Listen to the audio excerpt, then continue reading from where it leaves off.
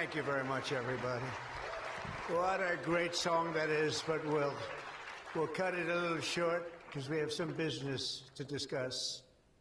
What a group of smart ones we have in front of me today. That's about as good as it comes. Up here, the brain power, the greatest power of them all, the brain power.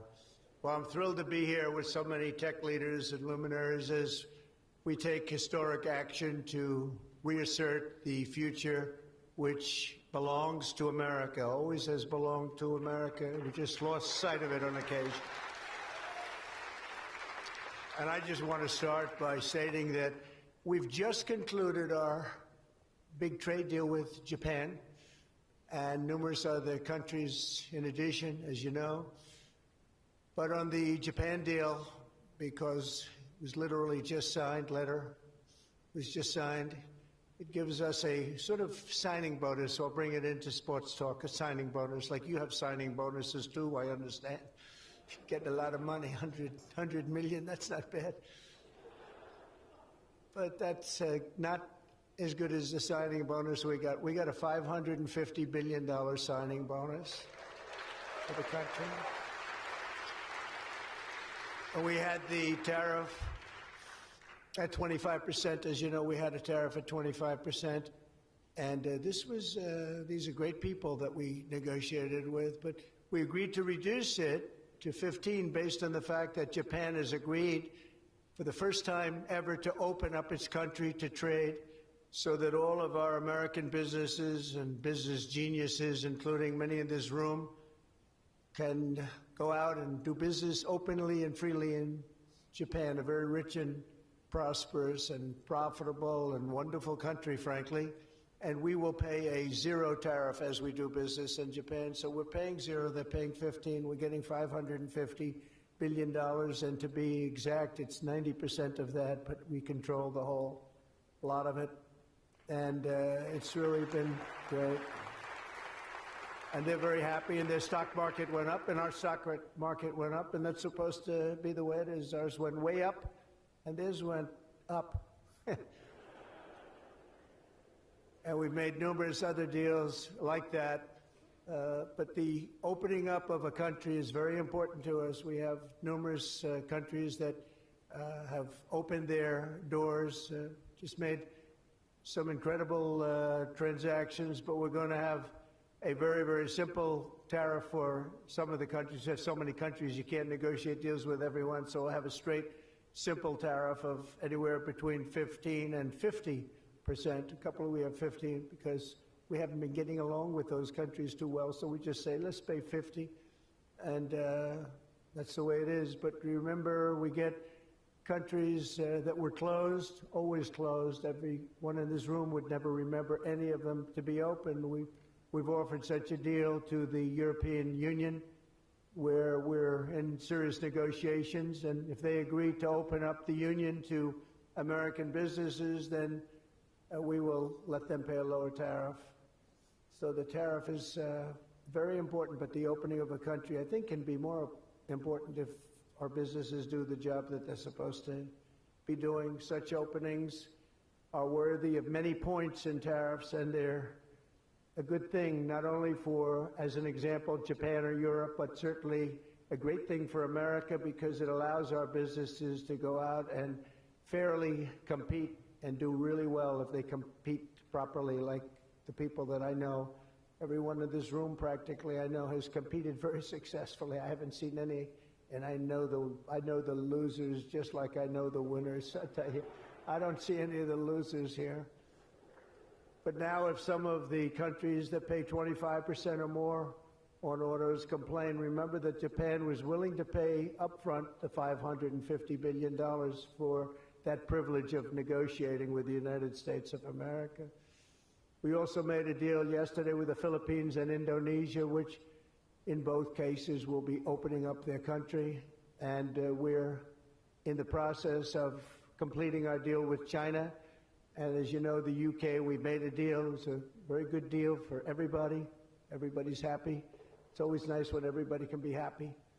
But mostly we'll be charging straight tariffs to most of the rest of the world because we have over 200 countries. People don't realize that's a lot of deals. Even if you're like me, a deal junkie, that's a lot of deals. That would be too much for anybody. Ooh.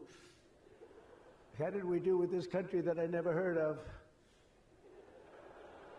We got a lot of deals cooking, but America is taking in hundreds of billions of dollars like it never has before. Investments into our country at the highest point ever in history, and we've just really been opened up for business for 3 of the 6 months. The first couple of months, we got ourselves all set, done a great job with our military. As you know, you saw that 2 weeks ago when you saw the way those incredible B-2s flew into Iran and took out an entire nuclear potential deadly force. But I want to thank some of the incredible people that I see before me, including White House AI czar David Sachs. He's been great for organizing this very important summit, and especially for putting it in D.C., where it's a little bit easier. I don't know if it's easy for you, but it's a hell of a lot easier for me. Along with his colleagues at the All In podcast, which is very good. I did that podcast a year and a half ago, and I said, this is something, it was pretty new, pretty raw. Everybody I knew saw that podcast. I said, well, he's got something pretty good. Who is that guy? He's a smart guy, by the way. I think if I ever get in, which at the time people were saying I had a shot, not as good a shot as it turned out. We won in numbers that nobody believes. We won every swing state. We won by millions and millions of votes, winning the popular vote. We won with the districts, as they would call them, 2,750 to 505. And that's why the map is almost completely red, except for a couple of little blue areas on each side of it. But it was a great experience, frankly, for me, and hopefully it's a great experience and been a great experience for our country, because they're saying we had the greatest 6 months that a president has ever had, the opening 6 months. And I'm not even sure, maybe 6 months, I'm not sure it's the opening, but let's call it the opening 6 months. It sounds a little bit nicer. I want to also say hello and thank to Jamath and his wonderful wife, Nat. Thank you very much for being here. Thank you very much. It was great seeing you again. Great couple. David Friedberg and even, as we know, Jason Calacanis. I say even. Thank you, Jason. Thank you, Jason. I appreciate that. Yeah, he's a good person. Thanks as well to the Hill and Valley Forum and our future Undersecretary of State, Jacob Hellberg. Good work. Go stand up, Jason. Good. I met him a year and a half ago, and I was very impressed. I said, let's bring him in. We're bringing a lot of smart people. And David's been unbelievable as the job he's doing. Along with Secretaries Doug Burgum, who's been incredible. Doug? Thank you, Doug. Great job. He's producing low-cost energy. We're down to $64. I want to get it down a little bit further if we can. I don't know if the oil companies love that or not, but we want to have very inexpensive electricity so that you can power up the plants, because you need more electricity than any human beings ever in the history of the world. When I heard what you really need, I said, you got to be kidding. Double what we produce right now for everything, right? I don't know, Jensen, you're going to have to explain that to me someday, why they need so damn much. Could you do with a little bit less? My father always used to say, turn off the lights, son. But you guys are turning up the lights. I want to thank Howard Lutnick for doing a terrific job. He was involved in the big deal that we just completed with Japan. Howard, wherever you are, Howard. Where is Howard? Hi, Howard. Great job you did. Appreciate it. Really, it was an interesting negotiation, wasn't it? These are tough people. These are good negotiators, I will tell you, Japan. But they love their country, and they do what's right for their country. I want to thank Chris Wright, if Chris is around. Chris is here, because he's helping with the tremendous energy success that we're having. We're having tremendous energy success. We're the biggest. We have more energy than anybody else in the world. Nobody knew that until I came along, but we have more energy than anybody else in the world. We're making incredible deals on energy, including deals in Alaska. Well, we that's the mother lode, that's the big one, and we're making deals with various Asian countries that need it, and it's actually hard to believe, you don't think of it, but Asia is very close to Alaska, relatively speaking. It's not the closest, but it is pretty much the closest when it comes to oil and gas and energy, and we're making some incredible deals, and I want to thank Chris. Chris is fantastic, works in partnership really with this gentleman who's the head of all of, you've got the land and he's got the energy, right? But they formed a great partnership, Doug. So that's one of the greatest partnerships I've seen in a long time. They work hand in hand and they have done a great job. Administrators, Kelly Loeffler, I think, is here. Kelly, thank you very much. Hi, Kelly. Thank Kelly. And probably the most important man in the room, and I say it in all sincerity, more important than Doug and Chris and all that energy they're producing. He's a man that produces fast permits on the environmental impact statements. He gets them done. I said, Lee, you have 1 week for nuclear, and you have a couple of days for oil and gas, okay, for the approvals. And we kid, but you know, he really is. He's knocking them out fast. He's knocked out a lot. A lot of you guys have started your plants already, and you've already had your approvals. So where is Lee Zeldin? Is he here? He is so great. This guy, he is so great. That's why he has a slightly better seat than I gave to Doug, you see? He's doing a fantastic job in a lot of ways, but he's doing a great job, and he's getting fast permits, and safe and good and everything else, but he's moving them along rapidly, already given some. And, you know, one of the most exciting things we'll talk about in a second is the fact that you're going to build your own electric producing plants when you build whatever you're building. And it could be, it's different things, including automobile factories, which are going up all over the place. You'll see them starting soon. They're moving into our country because of the tariffs, because they don't want to pay the tariffs. They're moving into our country at a record speed. But the ability to build your own electric plant, not having to rely on a 100-year-plus old grid. And then if you have electric capacity extra, you're going to sell it into the grid, make some money, but you'll sell it right back into the grid. Director of the Office of Science and Technology Policy, Michael Kratsios. Michael, thank you very much. Thank you, Michael.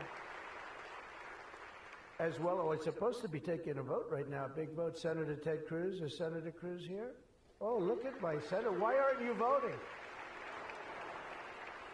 I think we lost David McCormick, who's voting. So why is David here? Because you're supposed to be voting, Ted. I don't know.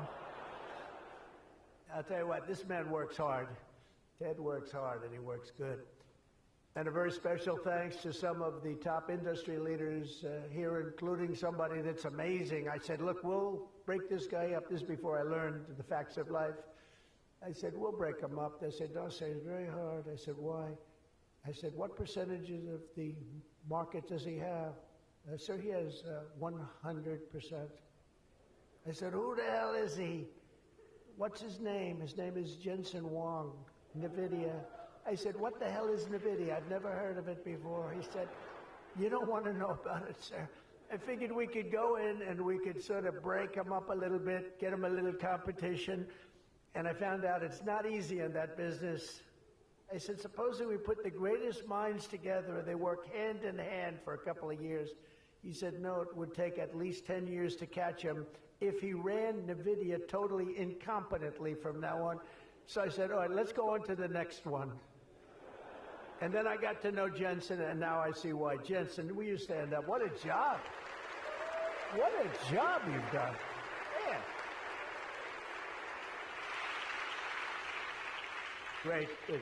He's a great guy, too. Lisa Su of AMD. Lisa? Lisa? Thank you. Congratulations. Great job. Sham Sanikar of Palantir. We buy a lot of things from Palantir. Where are you? Are we paying our bills? I think so. We just made a deal with the European Union where they're going to pay the United States of America 100% of the cost of all military equipment. They're going to ship it to the European Union, and then they'll distribute it, and much of it will go to Ukraine. It's been a long time since you've heard those words, because we're in for $350 billion. But now we send it to Europe, and Europe pays, and they were great. We had a tremendous NATO meeting a few weeks ago, and it was pretty amazing, actually, what happened. They agreed to go from 2% to 5%, and they had 2% where they didn't pay. They have 5% where they've already paid. That's a big difference. That's trillions of dollars, actually, trillions. But they're going to spend that money in the United States with our defense companies, and we're going to send it to them, and they'll distribute the equipment that we send. So that's the way it should have been 3 years ago, frankly. And Jeff Sprecher, the other half of that incredible family, is he here? Is he here? He's a fantastic guy, international, intercontinental exchange, and he's been a friend of mine for a long time, the husband of Kelly, who's really doing a good job. You are really doing a good job. Small business, which is actually big business if you add it all up, right? Probably the biggest bank there is, but they call it small business, and she's done a fantastic job. Thanks, Kel. Say hello to Jeff. As we gather this afternoon, we're still in the earliest days of one of the most important technological revolutions in the history of the world. Around the globe, everyone is talking about artificial intelligence. I find that too. Artificial, I can't stand it. I don't even like the name. You know, I don't like anything that's artificial, so could we straighten that out, please? We should change the name. I actually mean that. I don't like the name artificial anything, because it's not artificial, it's genius. It's pure genius. And its potential to transform every type of human endeavor and domain of human knowledge, from medicine to manufacturing to warfare and national defense. Whether we like it or not, we're suddenly engaged in a fast-paced competition to build and define this groundbreaking technology that will determine so much about the future of civilization itself, because of the genius and creativity of Silicon Valley. And it is incredible, incredible genius. Without question, the most brilliant place anywhere on earth. America is the country that started the AI race. And as President of the United States, I'm here today to declare that America is going to win it. We're going to work hard. We're going to win it.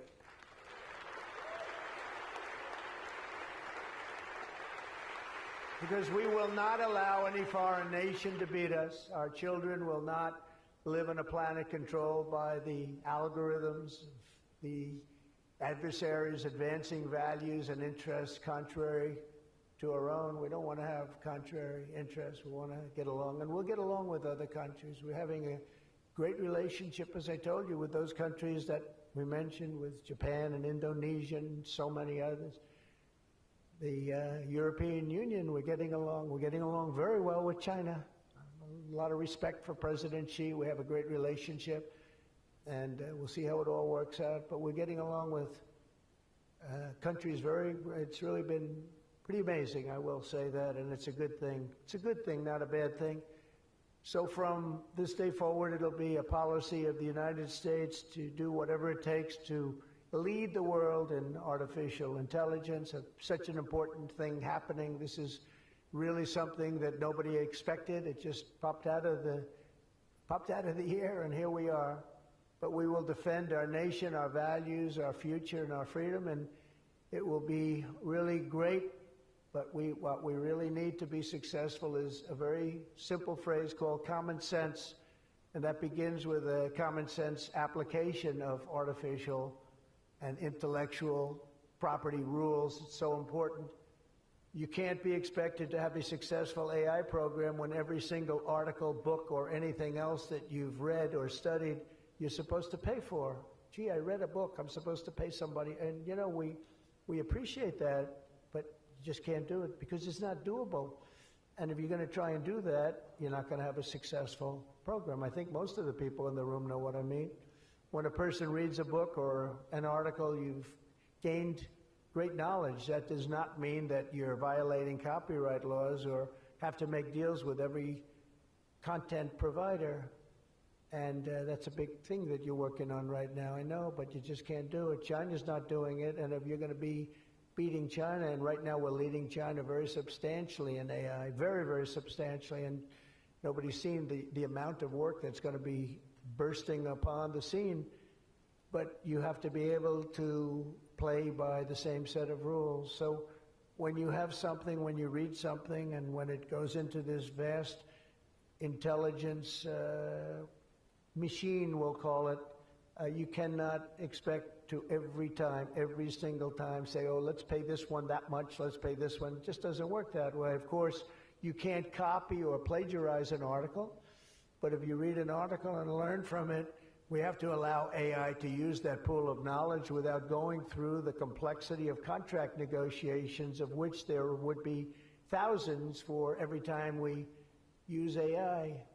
We also have to have a single federal standard, not 50 different states regulating this industry of the future. And some people would say, gee, that's an unpopular thing to say. I was told before I got up here, this is an unpopular thing because some people, they don't want that. But I want you to be successful.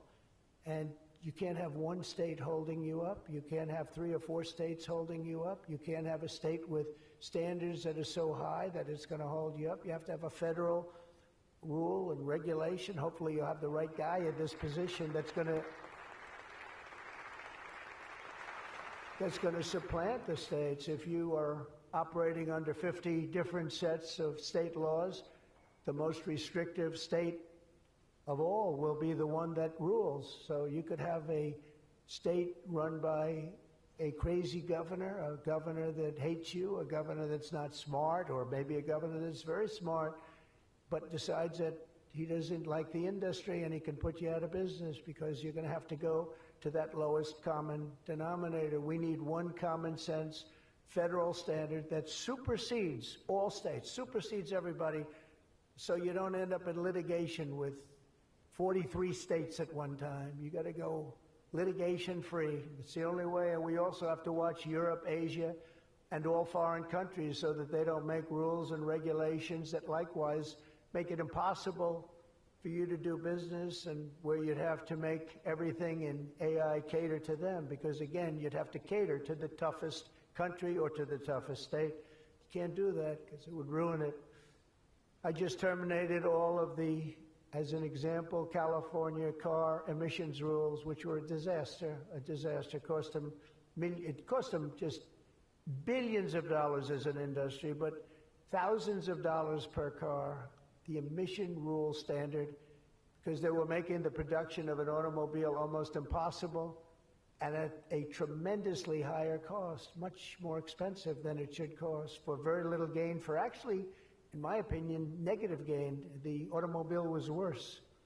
Under this administration, our innovation will be unmatched and our capabilities will be unrivaled. And with the help of many of the people in this room, America's ultimate triumph will be absolutely unstoppable. We will be unstoppable as a nation. Again, we're way ahead and we want to stay that way. We can't let individual smaller units stop it, because that's the only thing that can stop it and can really mess it up. As with any such breakthrough, this technology brings the potential for bad as well as for good, for peril as well as for progress. But the daunting power of AI is it's not going to be a reason for retreat from this new frontier. On the contrary, it is the more reason we must ensure it is pioneered first and best. We have to have the best, the first pioneer. We are the best and the first pioneers, and we're going to be really putting a nation that we love, America, we're going to be putting it first. I have an expression, America first, make America great again. A lot of great expressions, but they're all so true. To make America great again, we're going to make this industry absolutely the top, because right now it's a beautiful baby that's born. We have to grow that baby and let that baby thrive. We can't stop it. We can't stop it with politics. We can't stop it with foolish rules and even stupid rules. At the same time, we want to have rules, but they have to be smart. They have to be brilliant. They have to be more brilliant than even the technology itself. Surely there will be challenges on the path ahead, but together we will meet them and transcend them all. We are Americans, and we are Americans first. I have a couple of people I know that don't happen to be from here, but I wish you a lot of luck anyway. I'm looking at three people that are not Americans, but they're very good people. Please treat them nicely. But we do not shrink from the future or cower in the face of uncertainty. We dominate the future. We conquer new frontiers, and we control our own fate, and we determine by doing that our own destiny. Winning this competition will be a test of our capacities unlike anything since the dawn of the space age. I believe that. It's hard to believe as the president, the amount of enthusiasm for this one industry. I mean, I can talk about cars where we're doing incredibly well. We have car companies moving in all the time, but I talk about other industries. Everybody's saying this is going to dominate the world. It's going to dominate every industry that ever conceived. I don't know if that's true.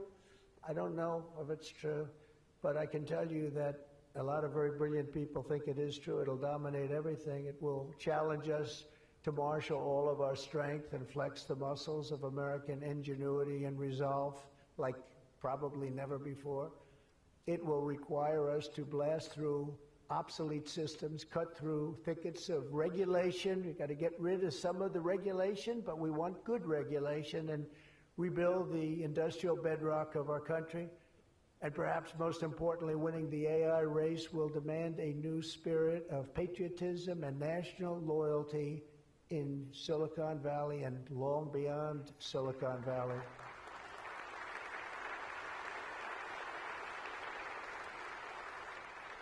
For too long, much of our tech industry pursued a radical globalism that left millions of Americans feeling distrustful and betrayed. And you know that. Everybody knows that. Everybody in this room certainly does. Many of our largest tech companies have reaped the blessings of American freedom while building their factories in China, hiring workers in India, and slashing profits in Ireland. You know that? All the while dismissing and even censoring their fellow citizens right here at home. Under President Trump, those days are over. We need U.S. technology companies to be all in for America. We want you to put America first. You have to do that. That's all we ask. That's all we ask. To partner with our tech geniuses in achieving this vision, today we're releasing the White House AI Action Plan. Big stuff. Signing it right after this. In fact, I see it sitting right there. Maybe I should just sign it right now. Who the hell has to make the rest of this speech, right? But here are the pillars of the strategy. First, my administration will use every tool at our disposal to ensure that the United States can build and maintain the largest, most powerful, and most advanced AI infrastructure anywhere on the planet. America needs new data centers, new semiconductor and chip manufacturing facilities, new power plants and transmission lines. And under my leadership, we're going to get that job done, and it's going to be done with certainty and with environmental protection and all of the things that we have to do to get it done properly. Virtually all of these large capital investments can be and should be made by the private sector. And they want to do that. They just want to be able to do it. But for that reason, America must once again be a country where innovators are rewarded with a green light, not strangled with red tape so they can't move, so they can't breathe, and that's not going to happen. You're going to see things that you've never seen in this country before. So often, and I've been watching for many years, I've watched regulation. I've been a victim of regulation. A zone change that takes 6 years for a building in Manhattan or whatever, but I was good at zone changes, but it took a long time. By the time you got the zoning, the market changed. You didn't want to build the building. You say, well, but in some cases that made you lucky, didn't it? Huh? In some, not too many people understand that in this room, but in some cases, waiting for that approval as the market collapsed was a good thing, not a bad thing. But it's time to reclaim our heritage as a nation of builders, and that's why, upon taking office, I signed a historic executive order directing that every one, and this is so important. For every new regulation, 10 old regulations must be immediately eliminated. So we have old regulations that clog up the books that don't even mean anything anymore. You know, in my first term, I had more regulation cuts than any president in history times 4, and that included two-term presidents where you're talking about 8 years. We had more than any other president, and I think we may even top it this year. We may very well be able to top it during this period of time, because you're really, you are a regulation-prone group, and we're looking to get those regulations out of your way so you can use your genius. Earlier this month, we also enacted the largest tax cuts in American history when I signed the One Big Beautiful Bill into law. And I think the most important thing in the whole tax cut, in terms of pure economics, and I think one of the reasons that my first, we had the most successful economy in history during my first term, and I think this is going to blow it away. So far it is, and I think this is going to blow it away. But the reason we had was I had expensing at 100%. And what we did is we included 100% in this bill, expensing for all capital expenditures, including investments in factories and equipment and structure. Structure wasn't included last time, so even structure, and you're able to write it all off immediately. That's the biggest thing. Not 38 years, not 42 years. You're able to write it all off immediately. And this time we've made it for 10 years, not for 1 year. We've made it for 10 years, so you have a much longer period, but I'd say get out and take advantage of it. I think that's one of the reasons that we had such an incredible success with the first tax cuts. And one of the things that this bill does is it extends the first tax cuts and makes them permanent. And in addition to that, we were granted other taxes, like no tax on tips, no tax on Social Security, no tax on overtime. A lot of great things. One of the things that I mentioned, not so pertinent here, but if you're in the automobile business, it's pertinent. I said, why is it that people like us always are looking for expenses and deductions, and people that buy automobiles that really have to go out and borrow money to buy a car, why aren't they allowed to deduct the interest on their loan to buy a car from their income tax? And we got it approved. We got it approved. And that is such a big thing. And I think that's going to be such a big thing for the automobile industry. We're going to be making more cars.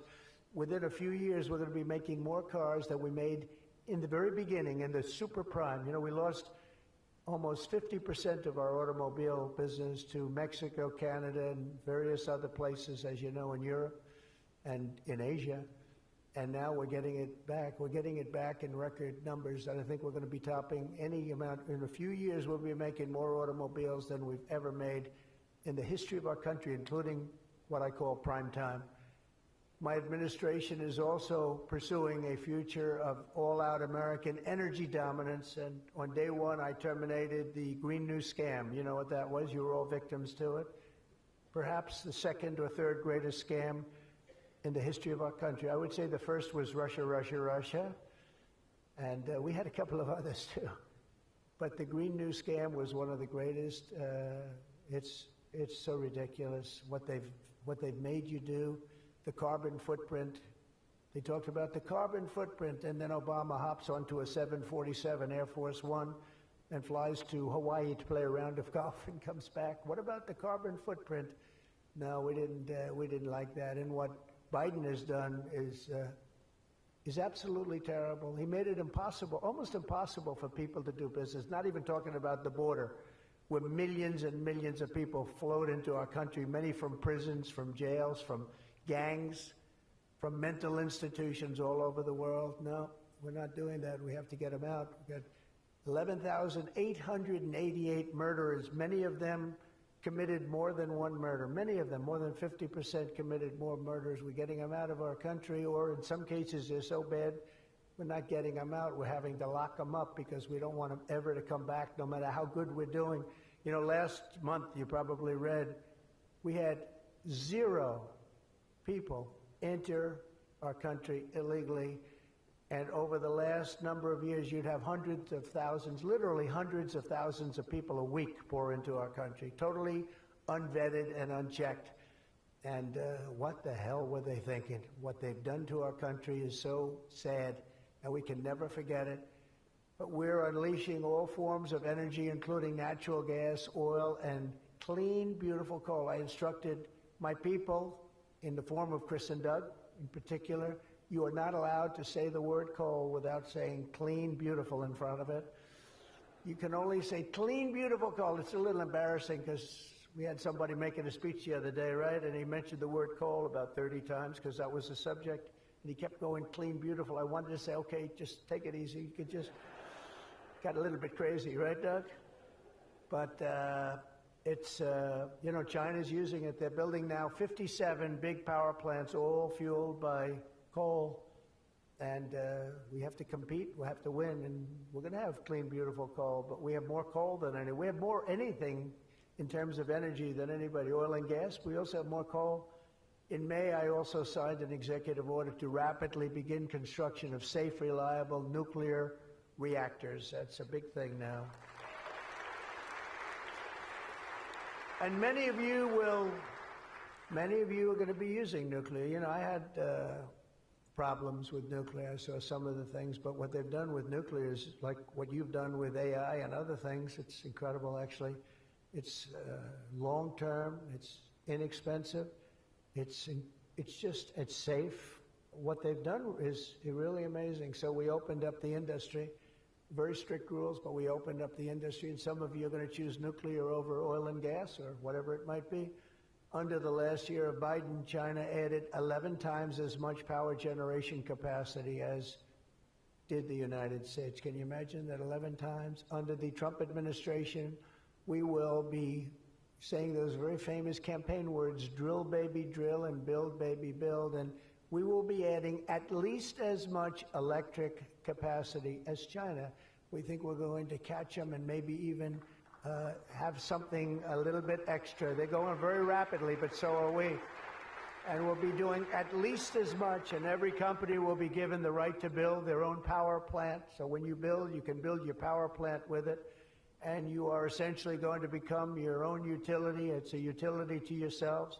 And as I said, any excess energy you're going to sell back to the grid and make plenty of money doing it. As a result of these pro-American policies since my election, we're seeing trillions and trillions of dollars in new investments. So at this moment, we have almost $17 trillion coming into this country. There's never been a period of time like that. And that's in a period of a few months.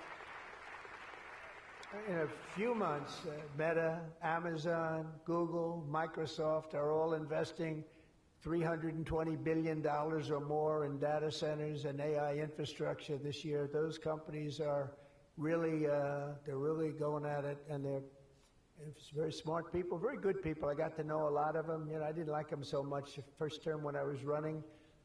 I wouldn't say I was thrilled with them, but I've gotten to know them and like them. I think they got to like me, but I think they got to like my policies maybe much more than me. NVIDIA has committed $500 billion over the next 4 years. Thank you, Jensen. I'm sure that'll be a good investment. If you're doing it, it's good. Thank you very much. It's a great statement. Last week, I was in Pennsylvania as 20 companies announced $92 billion with David McCormick, senator, great guy from Pennsylvania.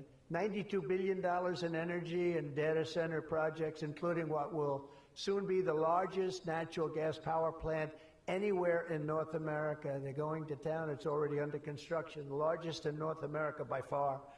For decades, we had leaders who spent their time focused on building up foreign nations.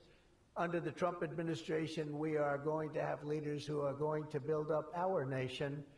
This colossal investment in AI infrastructure and many other industries, for that matter, such as automobiles and so many other things, will also create thousands and thousands of great-paying jobs, the kind of jobs we want, including lots of blue-collar jobs. And, you know, our numbers are very good right now, but wait till you see these numbers in 2 years from now.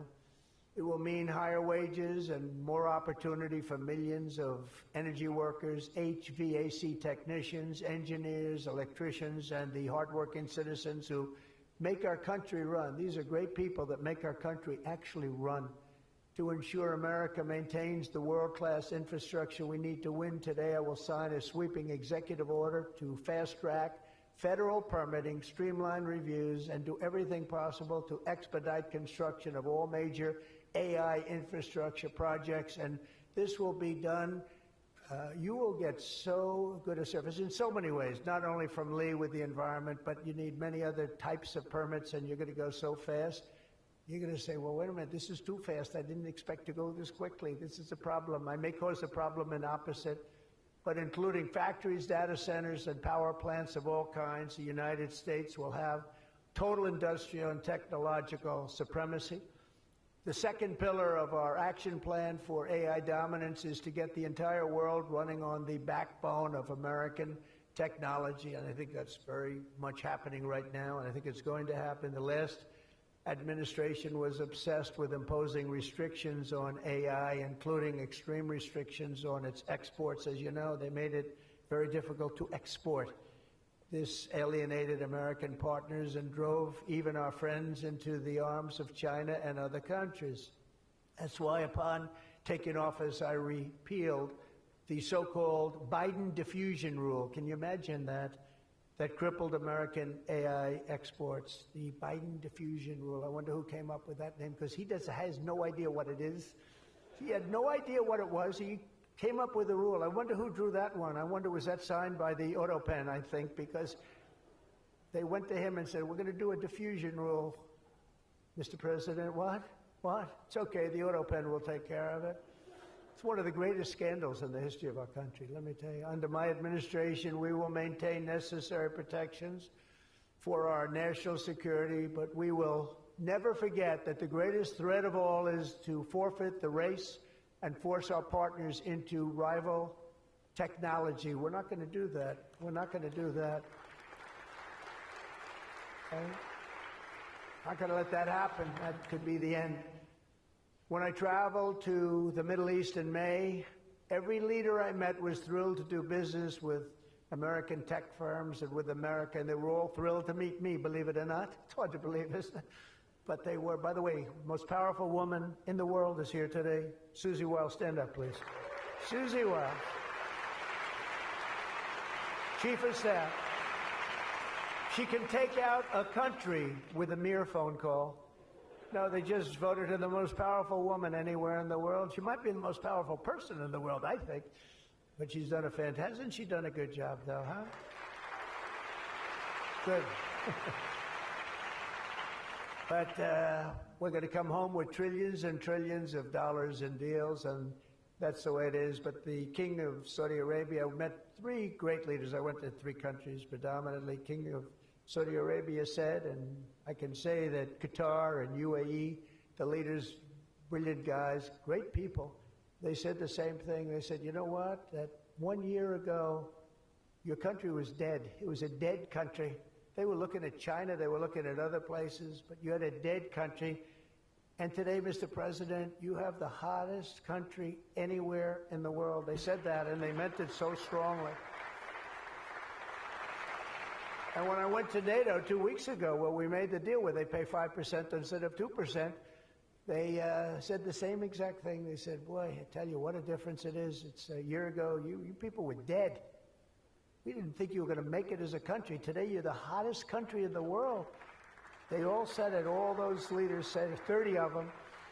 So today, I'm signing another major executive order that will turn America into an AI export powerhouse. Under this order, Secretary Lutnick and Secretary Marco Rubio's doing a great job as Secretary of State, will work to rapidly expand American AI exports of all kinds, from chips to software to data storage of all kinds.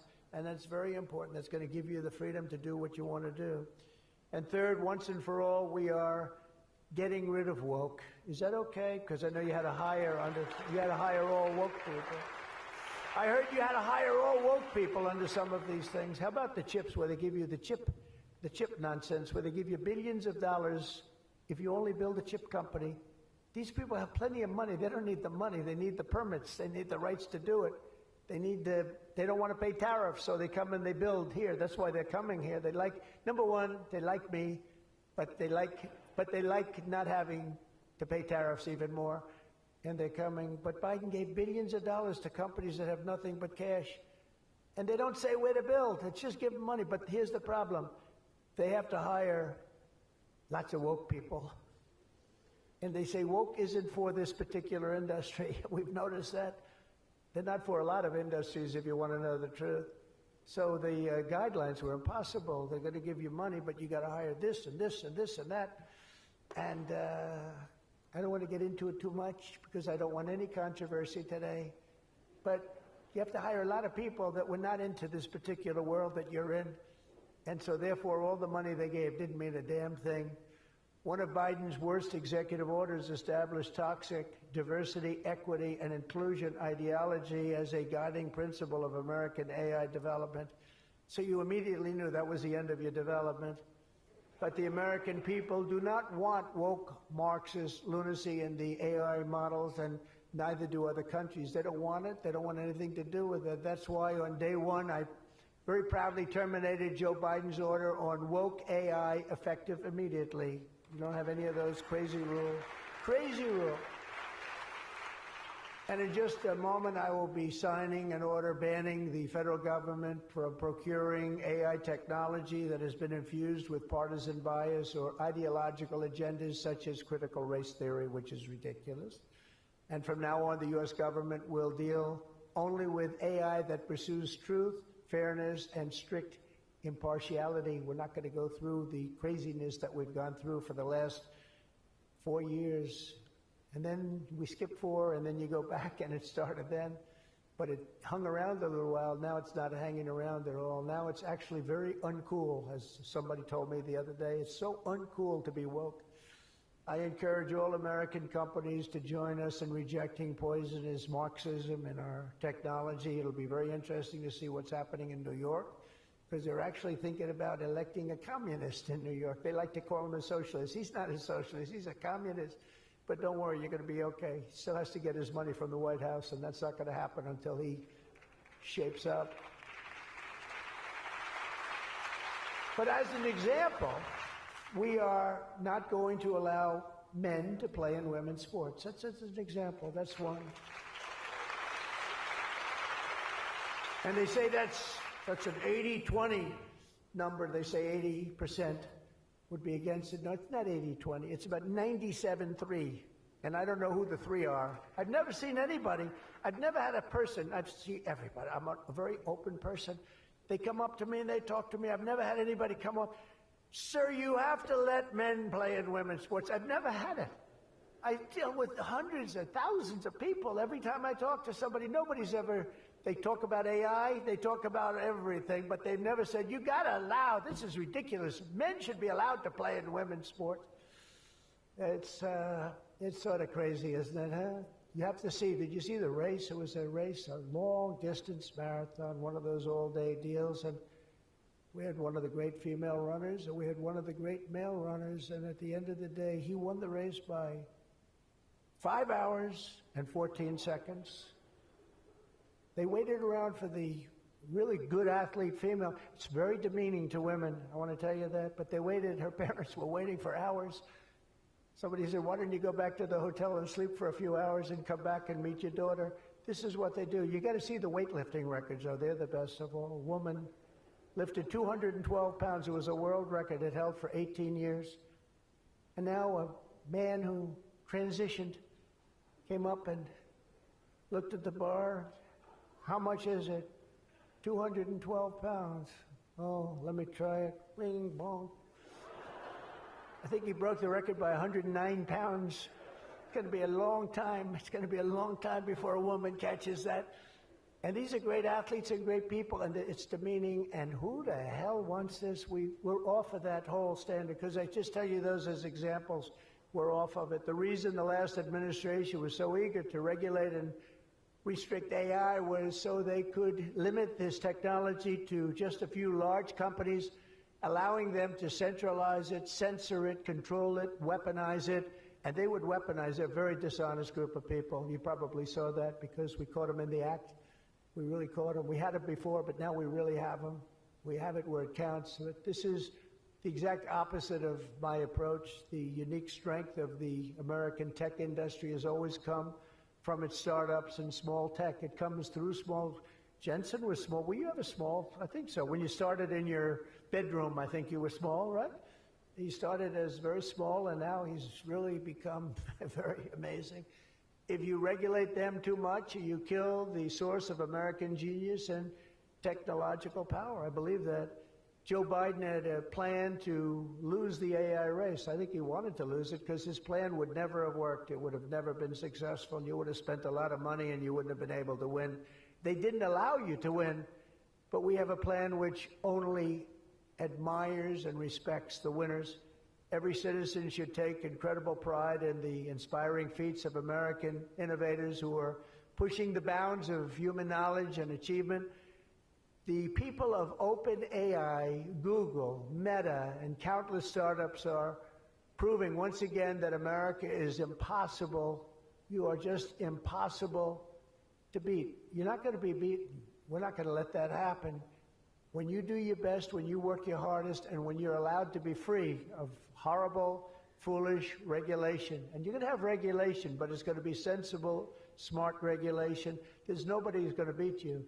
As we push even further into this exciting frontier, let us never forget that all of this prosperity and progress has come from the culture of freedom and hard work, merit, ambition, and risk-taking passed down from one generation of Americans to the next.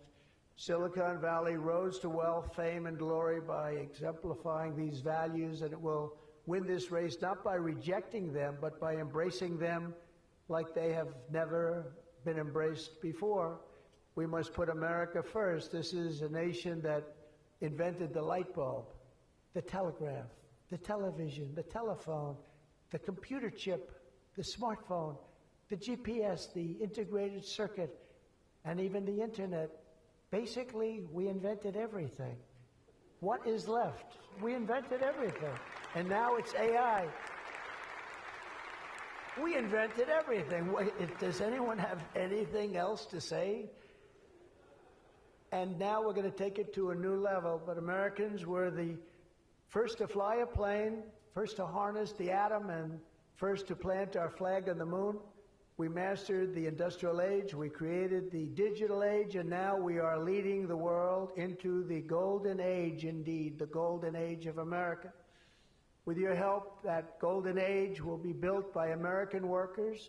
It will be powered by American energy. It will be run on American technology, improved by American artificial intelligence, and it will make America richer, stronger, greater, freer, and more powerful than ever before. And I will now do my share by going and signing a name without an auto pen. I will sign it. If we had one, I wouldn't use it anyway. But we will sign it auto pen free, and we will say, Donald J. Trump, God bless America, and God bless you, and good luck, because the race has just begun, and you're going to win it. Thank you very much, everybody.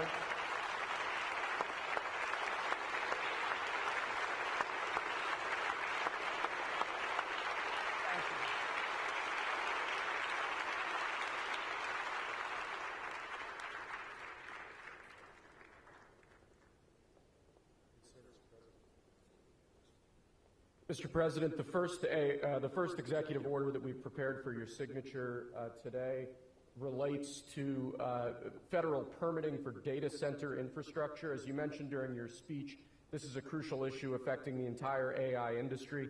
What this executive order will do is establish fast-track permitting and ensure that the federal government is working to get data centers approved and through the permitting pipeline as quickly as possible.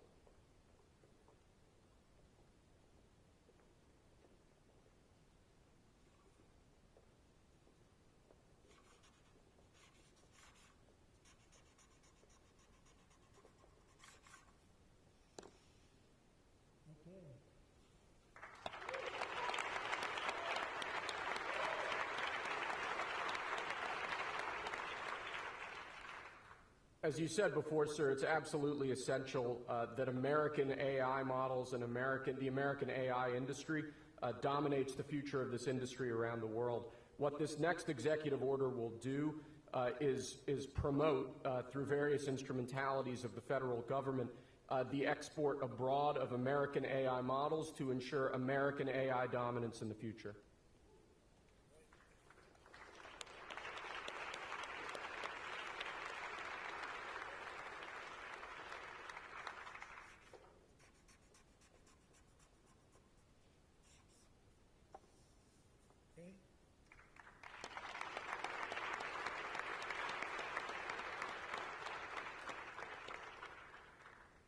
And lastly, sir, as you said in your speech, we don't want woke AI. We want AI models based on accurate information that give accurate information and accurate answers.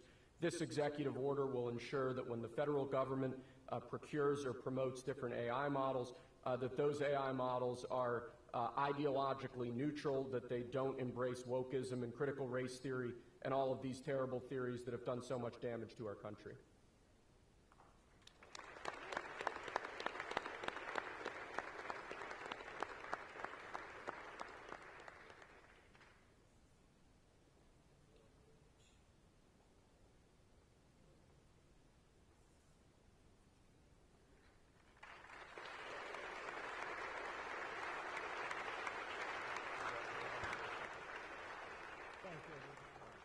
Thank you very much, everybody. Good luck.